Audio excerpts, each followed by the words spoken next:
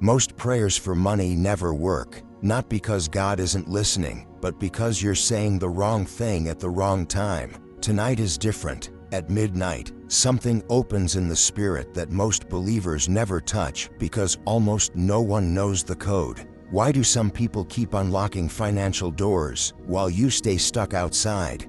Midnight, the hour when bills come due, hope is low, and even your prayers sound empty. That's the hour when Elijah Carter, just an ordinary man, crushed by debt and silence, would lie awake, staring at the cracks in the ceiling, counting minutes until morning, wondering if heaven could hear a soul this tired. But what if I told you there's a verse in the Bible, almost hidden, that every wealthy believer has spoken at midnight? What if you've never even tried it? Psalm 112 isn't just another prayer, it's a code. A spiritual trigger the desperate rarely find because they're searching for comfort, not the key. Have you ever felt like every door is locked? No matter how loud you cry, how long you fast, how hard you beg God to notice, that's not a sign you're cursed. It's proof you're standing at the door that separates those who break through from those who don't. Elijah prayed, he fasted, he tithed, he begged for just one night of relief, but the debt only grew, and midnight always felt heavier, more final, as if darkness was double bolting the door. But what happens if, just once, you speak the right code at the right time? Will the lock finally snap open? There's a reason this psalm is hidden. Most churches never mention it. Why would they? Could one midnight declaration be the missing key? Why do testimonies flood in from those who did this, but not from those who just wished? The difference between stuck and breakthrough is always what you dare to say at your lowest hour. If tonight is your breaking point, don't turn this off. Stay, because in a few moments, I'll show you how Psalm 112 is spoken, not recited, at midnight to unlock doors even banks can't open. Are you ready to speak something you've never dared to say, right as midnight falls? What if the only thing between you and financial freedom is a single midnight declaration? Would you risk your pride for a miracle? The next 30 minutes could change your life if you stay, but only if you finish what you start. Don't move. The door is closer than you think. I'll show you, step by step, what almost nobody dares to say at midnight. Are you willing? Every night is the same for those who know what it's like to count disappointments instead of dollars, to pray into the darkness and wonder if the silence means rejection or just a test you never signed up for. Elijah learned how heavy midnight could get when every ringing phone brought another demand, every unopened envelope whispered about bills unpaid, every memory replayed the same failure on loop. He wasn't lazy, he wasn't reckless, he simply hit a wall no advice could break, no self-help book could shatter, no friend could talk him through. But there's a secret most never hear, and it's hidden in plain sight for those desperate enough to see the Bible not as a book of comfort, but as a book of keys. Psalm 112 is not the psalm people run to when they're broke. It's the psalm people stumble over when nothing else works and midnight becomes the loneliest hour in the world. They told you to pray for peace. They told you to be grateful. But no one told you the timing of your words could be the difference between another sleepless night and a door swinging wide in the spirit. That's why midnight matters. That's why certain verses are whispered in the dark, not shouted in the daylight. Elijah tried everything except surrendering his reputation, his old prayers, his logic, and just doing what felt ridiculous, declaring out loud, at midnight, that God's promise was true for him, not just for preachers on a stage or strangers with a story. Can you imagine the shame, the doubt, the absolute fear of declaring abundance when the only thing multiplying is late fees? But that's exactly the moment Psalm 112 was designed for. This isn't about positive thinking or hoping harder. This is about spiritual law, midnight obedience, and unlocking what was always yours but never activated because nobody told you the code. That's why the stories of those who risked it are always wild. Breakthroughs that don't make sense, testimonies nobody can explain except to say, I spoke the verse, I spoke it when the night was darkest, and something shifted I can't describe. Are you ready to be the next testimony? Are you willing to risk your comfort for your calling? Will you let midnight be the hour everything changes? Or will you let it pass you by one more time, carrying your silence and regret into another day? The code is waiting. The door is here. The next words out of your mouth could be the ones heaven has been waiting for since the day you were born. Are you ready? They told you every psalm brings comfort, but only one was written to unlock legacy wealth and break the cycle that's held your family back for generations. Why did God hide Psalm 112 in plain sight, right there between all the other promises, almost as if waiting for the desperate to stumble on it in the dark? If breakthrough is real, why haven't you lived it yet? Why do so few ever dare to speak this psalm at midnight when the world is silent and all your usual prayers seem to vanish into the walls? Elijah Carter found it by accident. At least, that's what he thought at first. It was another night when sleep wouldn't come. The bills were lined up like an army, and nothing made sense anymore. His eyes landed on the thin page where the words burned with a quiet fire. Praise the Lord. Blessed is the man who fears the Lord, who finds great delight in his commands. His children will be mighty in the land. The generation of the upright will be blessed. Wealth and riches are in his house, and his righteousness endures forever. Elijah had read Psalms before, just like you, but he'd never let these words settle in his bones as truth, never spoken them like a key for his own house. It was just another poem until that night, until he realized that Psalm 112 wasn't written for the peaceful or the satisfied. It was written for the ones who have nothing left but a whisper in the night and a choice to make. Most people read the Bible looking for comfort, for something soft to help them sleep. But Elijah was desperate enough to look for a code, a spiritual trigger, a hidden switch buried beneath centuries of polite religion. Have you ever wondered why you've read Psalm 23 for peace but never declared Psalm 112 for provision, for overflow, for doors to swing open that you could never unlock on your own?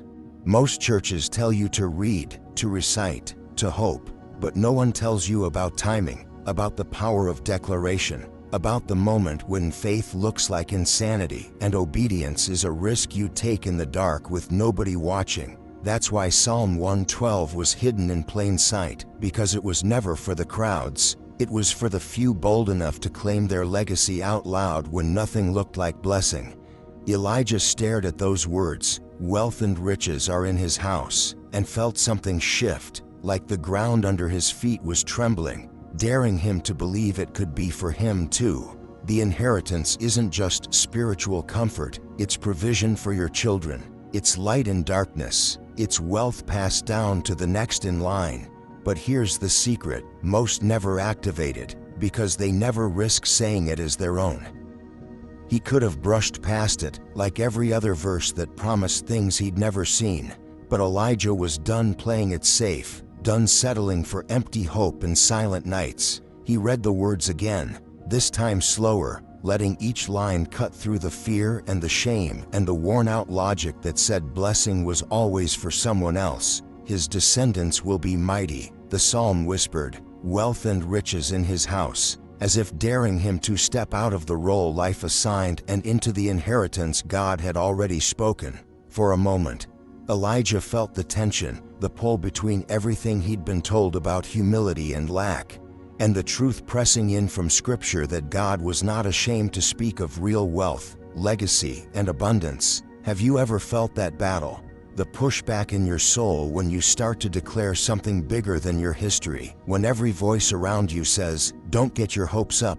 This is why most people never see Psalm 112 become more than just ink on a page. They read it for comfort, not for keys. But when Elijah spoke those words at midnight, something invisible broke. Not an instant lottery win, not a magic spell, but a seismic shift inside. It was the first time he spoke a promise over his house, as if heaven was listening and waiting to agree. The stories you hear, the testimonies of people who saw overflow provision, doors open after midnight, they aren't accidents.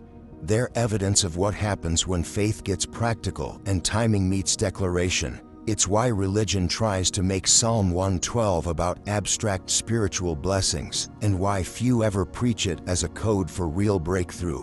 If you're tired of waiting for someone else to pray you into abundance, this is the moment to speak for yourself. Elijah's story is not unique. He just risked more than his pride and decided to see what would happen if he activated a hidden promise instead of just admiring it. That's the only difference between people who inherit and people who spectate. One group declares before they see, the other waits for proof. Which are you? If you're still listening, repeat this out loud, not in your mind. My house will overflow with Psalm 112 abundance. I will not stay broke. I activate legacy now. But maybe you're wondering, why do some see breakthrough fast and others wait for years? Why does the same psalm seem to open doors for a few and leave others in the hallway? The answer is coming, but first, you need to speak before you see. The battle isn't out there, it's in your mind, your bloodline, your midnight. This is the hour when the old curses whisper and the lies shout louder than faith, when silence is thick as a blanket and fear has 100 voices. Who wins tonight? Elijah lay awake, listening to the clock tick and the memories replay like bad reruns. He heard the past as clearly as the present, the landlord's threats, his father's defeated sighs, the sound of unpaid bills slipping under the door. You can hide your struggle all day long, put on your brave face, but when midnight falls and no one is watching, your soul knows the truth. It's the hour when hope feels like a rumor and every prayer seems too small to break the chains. Millions of people do this dance every night, eyes wide open, hearts clenched, replaying every failure and every moment they could have done more. Most will never say a word, most will just survive until sunrise and do it all again. But what if the darkness is more than a season? What if it's an inheritance, a curse running through your family tree like an old scar, passed down with every whispered fear? Elijah's father used to say, some people just aren't meant for abundance. His grandfather lost his house in the Dust Bowl. His uncle drank away his chance at a new start. And now Elijah feels the weight of all those stories pressing in at midnight. The world talks about breaking cycles, but nobody tells you how hard it is to be the first one who tries. Even after declaring Psalm 112, Elijah wondered if his words could cut deep enough to break the pattern, or if he was just shouting into the void. Have you ever stood in that kind of darkness, where you're not just fighting for yourself, but for everyone who came before you, and everyone who might come after? That's where the real war happens, not on the outside, but in the soul, where belief and doubt crash into each other like waves in a storm. Psalm 112 promises, even in darkness, light dawns for the upright. But what do you do when the darkness doesn't move? What do you do when you say the words and the world looks exactly the same? Elijah felt the pressure rising, the weight of every midnight when nothing shifted, and the enemy's voice hissing, see, it's just words. But sometimes the breakthrough isn't in the instant miracle, it's in the refusal to back down. The stubborn faith that keeps speaking, even when silence is all you get back. That's where the war gets real. It's when your mind starts replaying every broken promise, every friend who walked away, every dollar you never had. Elijah stared at the darkness and wondered if his declaration would outlast the curse or just echo in the void. But some battles are won by staying when running feels easier, by speaking when silence feels safer. Midnight is the hour of surrender or defiance, and Elijah made his choice. He would not be the next chapter in a long story of loss. His hands trembled, but his voice found strength. The darkness ends with me. The curse breaks at midnight. I declare light over my house. He whispered it first, then he spoke it louder, until his whole soul rattled. Some nights the miracle is not a check in the mail, but a voice that refuses to stay quiet, a spirit that refuses to give ground. You don't break generational chains with perfect prayers, you break them with persistent declarations. One midnight at a time. Maybe you know that war, the one nobody sees, the one where your mind is the battlefield and your inheritance is on the line. Maybe the same fear stalks your family, showing up in new disguises every decade. But tonight, you decide if the pattern ends or repeats. Tonight you declare a new code, and heaven listens for voices that dare to break the silence. Elijah didn't feel different right away. There were no angel choirs, no gold falling from the sky, just a strange peace that settled in his bones as if a new legacy was being written. He didn't know if the breakthrough would come tomorrow or next year, but he knew the curse had met its match. Some will tell you a declaration isn't enough. Some will say, you have to see it to believe it, but faith was always meant to speak first. And every cycle of poverty and loss waits for someone bold enough to say, it stops with me. Are you willing to fight your midnight war with words that feel foolish but carry the weight of generations? Are you willing to be the voice your bloodline has never had? If so, speak it now, out loud, even if you're scared. The darkness ends with me. The curse breaks at midnight. I declare light over my house. And yet, a question remains. Why do some see the change right away, while others still wait in silence? Is a declaration truly enough, or is there one more step before the door finally swings open? Would you dare to take it, even if no one else is watching? The answer is closer than you think. Don't look away now. Breakthrough never comes to those who just wait. It comes to those who activate the code, out loud, on purpose, against every voice that says stay silent and hope for a miracle. If you knew heaven was waiting for one sound from you, would you make it tonight? Elijah reached the moment when silence felt heavier than the dead itself, when another quiet prayer would be just another link in the same old chain. He stood up, trembling, but his voice grew stronger with every word.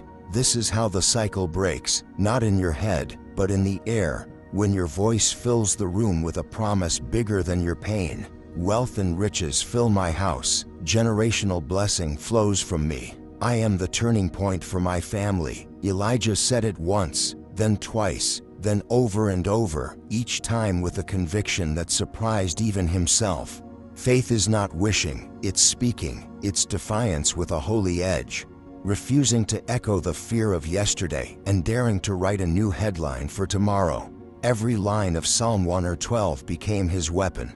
The darkness can't stand the sound of prophecy, and the curse has no defense against a soul that refuses to agree with it one more night. Speak this, even if your mind rebels, even if your situation mocks you. I declare abundance over my life. I activate provision over my bloodline. I break poverty, lack, and small thinking.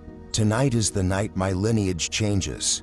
Maybe your family never spoke blessing out loud. Maybe they lived careful, quiet, invisible, but you were born to be the interruption, the voice heaven has been waiting for, the sound that splits the curse and plants a new inheritance. Elijah kept speaking, even as the house stayed quiet and his phone stayed silent, because something was happening deeper than sight. His own soul was shifting, his ceiling was cracking, the old fear losing its grip. Breakthrough always starts invisible. The feeling comes first, a strange, steady courage where panic used to be. The air feels lighter, the pressure thins out, and suddenly the room that held your defeat is the stage for your declaration. This is the power of prophetic activation, not because the world changes first, but because you do. Wealth and riches fill my house, my descendants will be mighty in the land. Even in darkness, light dawns for the upright. Elijah felt the truth of those words like a pulse in his chest, each repetition a chisel breaking the stone of old disappointments. It wasn't magic, it was spiritual law. Faith spoken becomes reality shaped. Breakthrough is not for the ones who make a single declaration and give up, but for those who set a new rhythm, who dare to prophesy over their own story night after night, until their words become the gravity that draws the promise from heaven into their house. Elijah discovered what almost no one is taught in church. Real wealth is stubborn, breakthrough is noisy, and legacy is built on repetition, not inspiration. He wrote Psalm 112 on a scrap of paper and taped it right where every reminder of lack used to sit, over the unpaid bills, over the letters that brought anxiety, over the calendar marked with due dates. He covered it all with the code. Each night, as midnight crept in, Elijah would stand in the middle of his quiet home and speak the code out loud. Some nights his faith felt like fire. Some nights it felt barely alive, but he spoke anyway. Faith is not a mood, it's a discipline. He learned to repeat what God said until his atmosphere began to echo it back. Wealth and riches fill my house. My descendants are mighty. Even in darkness, light dawns for me. Every line from Psalm 112 became a nail driven into the coffin of poverty's legacy. The neighbors might have thought he was crazy, but Elijah knew he was breaking something bigger than his own fear. He was splitting open the generational curse that no one before him dared to name, let alone destroy. Signs of breakthrough are invisible before they're visible. Elijah began to notice shifts he couldn't explain. Sleep came easier. His thoughts grew clearer. His heart was lighter. He wasn't shouting for show. He was speaking to real walls, the kind that only fall when you hit them again and again. Heaven honors the ones who persist.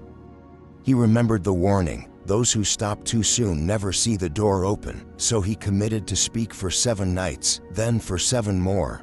Every declaration made the code more real, even if the account balance still said 0. Faith is the substance of things hoped for, the evidence of things not seen. The cycle only breaks when you refuse to quit. Elijah left his declarations in the comments, in his journal, in prayers over his family. He saved the words on his phone and played them back to himself on his worst nights. This was a prophetic discipline, a holy obsession, a refusal to live one more midnight like the last. And the question remains, will you declare, or will you give up when nothing changes on the surface? If you're tired of seeing others get blessed while your door stays locked, this is your moment to declare louder, longer, with a persistence that outlasts the darkness. Write it, speak it, share it. Save it for every midnight that tries to haunt you. Your repetition is prophecy. Your declaration is the key.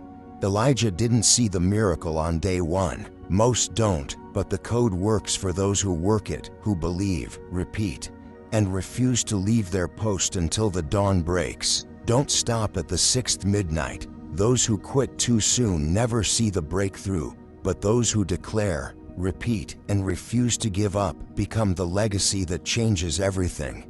Don't let your story end before the promise arrives. This is the hour to activate. Don't let go until your midnight becomes morning.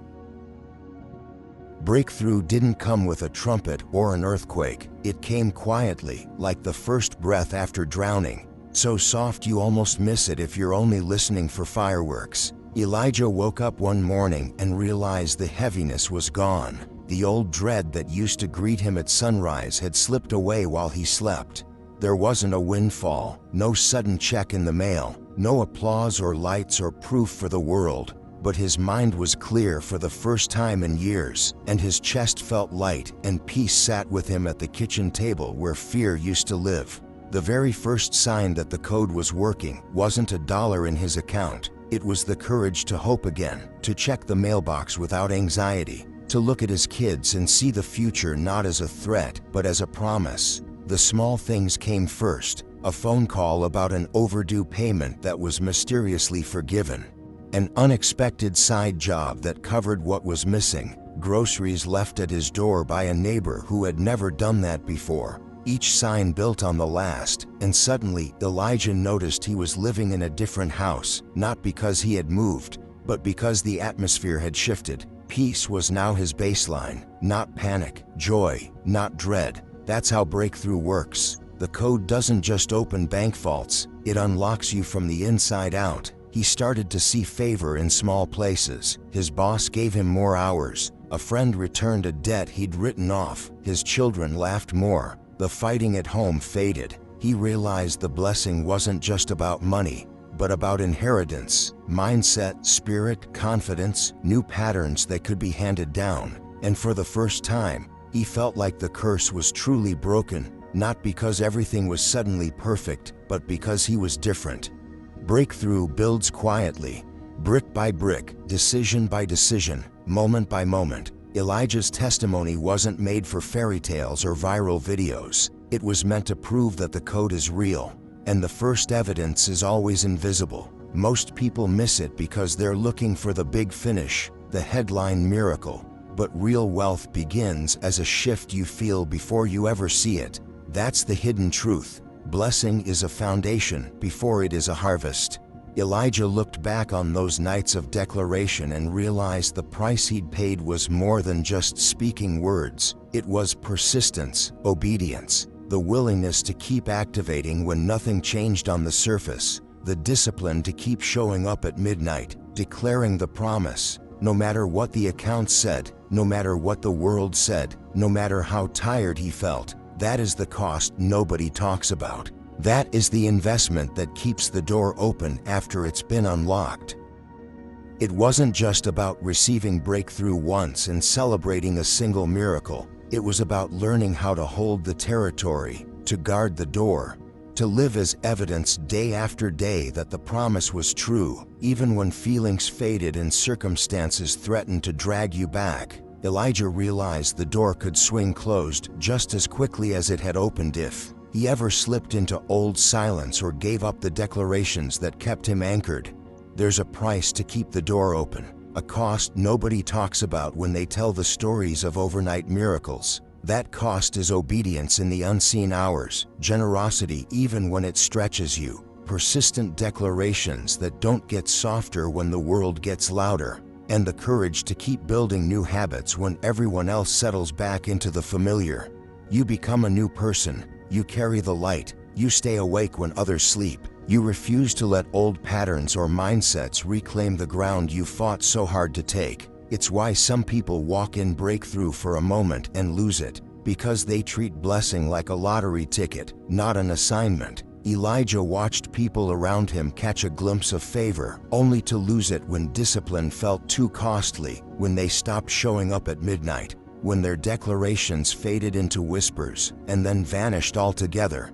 He saw that breakthrough isn't just something you receive, it's territory you defend every single day. Most people want a miracle, but resist the transformation that keeps the miracle alive. Many hear the testimony but never step into the role of keeper, protector, or living evidence. So Elijah made a new declaration, one that wasn't just for the midnight moment, but for every morning after. I will keep the door open.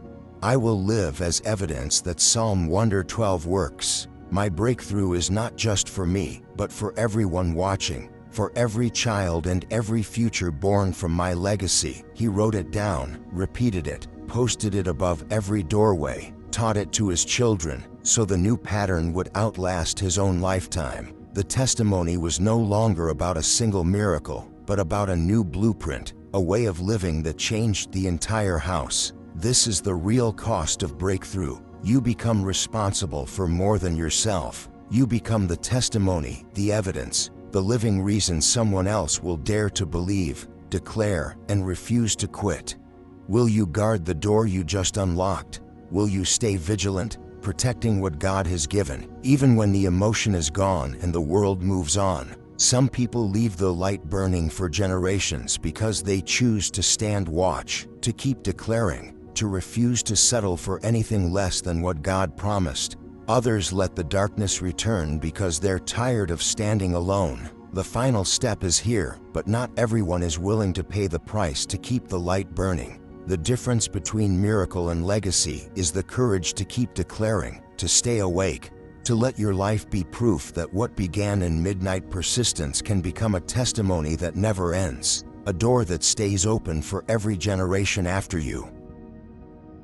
This is the hour heaven has waited for. The door that was locked for generations swings wide because you dared to declare at midnight, because you spoke when others stayed silent, because you stood watch while the world was sleeping. Right now, the atmosphere shifts, something ancient breaks, and the light pours in.